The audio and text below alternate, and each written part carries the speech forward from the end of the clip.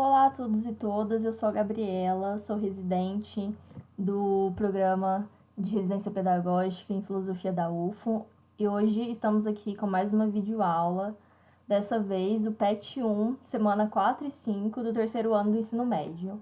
E o tema de hoje é tipos de conhecimento, a diversidade de saberes. Bom, nós temos vários tipos e formas de adquirir o conhecimento. E algumas dessas formas são pelos sentidos e pelas sensações, visão, olfato, tato, paladar e audição, pela observação, pela experiência e também pela razão. O Platão desenvolveu a sua teoria das ideias, em que ele demonstra implícito a teoria do conhecimento para mostrar a natureza do conhecimento verdadeiro, a episteme, e como a gente pode acessá-la, chegar até o conhecimento verdadeiro.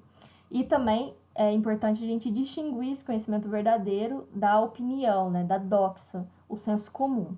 E para ilustrar essa teoria, então, a gente tem a alegoria da caverna, que está representado aqui nessa imagem. Vocês podem ver, então, alguns de vocês com certeza já conhecem. O mito da caverna, né, ele diz que alguns prisioneiros dessa parte aqui estavam presos em uma caverna e eles não tinham contato com a realidade sensível, né? Então, eles viam apenas sombras em que eram representadas por outros indivíduos aqui, né? Então, eles não tinham a vivência de fato, eles viam o que era demonstrado para eles, né? Aqui a gente tem, então, fogo que fazia sombra na parede da caverna. E certo dia, um desses prisioneiros conseguiu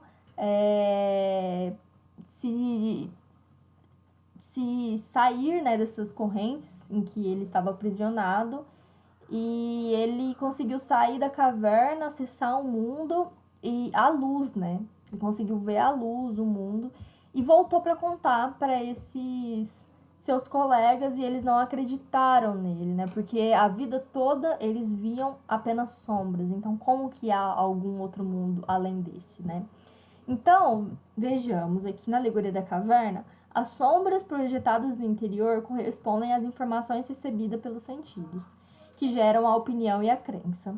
O lado de fora corresponde ao plano inteligível do conhecimento. Os seres, os objetos fora, correspondem às formas e ideias perfeitas, e o sol corresponde à ideia do bem. O prisioneiro, ele representa aqui o filósofo, aquele que sai para buscar o conhecimento, e o caminho que leva para fora da caverna é o método dialético, né? A forma em que a gente apreende o conhecimento aqui para Platão. Bom, então a gente viu que há diversas formas e teorias do conhecimento, né? Uma delas aqui, depois da teoria de Platão, é o racionalismo, né? O racionalismo é uma corrente que valoriza e sempre coloca como primordial a razão. A razão, ela sempre está no início do conhecimento. Sem ela, não há conhecimento. Então, antes da experiência, vem a razão para o racionalismo, né? Então, para os racionalistas, os sentidos são fonte de engano e erro, né? Não é possível conhecer apenas pelas sensações, pelos sentidos. É preciso recorrer, primeiramente, à razão humana. Alguns desses pensadores racionalistas são Descartes, Leibniz, Spinoza e entre outros. Bom, o outro tipo de conhecimento é o empirismo. O empirismo é a corrente baseada na experiência. As ideias de conhecimento e a própria razão são produto dessa experiência, desses sentidos, né, sensoriais advindo do próprio homem em contato com o mundo. E nessa perspectiva, por exemplo, ao nascer uma criança, ela seria uma folha em branco em que, a partir das suas experiências e vivências, ela vai preenchendo essa folha em branco, né? Isso é o que pensa o Locke, o Hume, Berkeley e alguns outros empiristas. Outra forma de conhecimento também, aqui a gente tem o criticismo. O criticismo é um método de investigação do Kant que caracteriza-se por investigar os limites da possibilidade do conhecimento. O Kant, ele faz uma união entre o empirismo e o racionalismo. Ele afirma que para a gente conhecer é preciso racionalidade, razão, mas também é preciso experiência, contato com o mundo através dos sentidos. Então, o Kant foi um dos que revolucionou essa corrente de teoria do conhecimento, né, a partir da Revolução Copernicana. Então, é muito interessante essa junção, né? Bom, a partir, então, desses conhecimentos, vocês vão responder essas atividades aqui. Essa aqui é a questão sobre o Hume, vejam só que está em vermelho.